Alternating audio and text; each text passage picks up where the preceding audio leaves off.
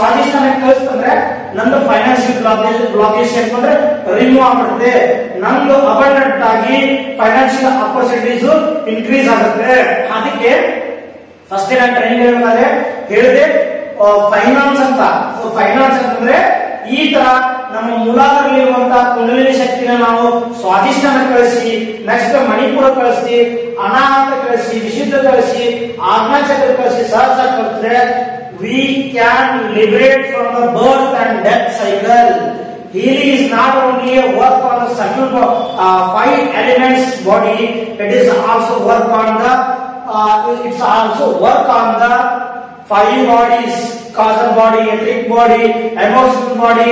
ಈ ತರ ಆ ಬಾಡಿಯಲ್ಲಿ ಕೂಡ ಇರುವಂತಹ ಬ್ಲಾಕೇಜ್ ನ ಕ್ಲಿಯರ್ ಮಾಡಿ ನಿಮಗೆ ಲಿಬರೇಷನ್ ಕೂಡ ಕೊಡುತ್ತೆ. ಇದು ಸೀರಿಯಸ್ ಆಗಿ ತಿಳ್ಕೊಳ್ಳಿ.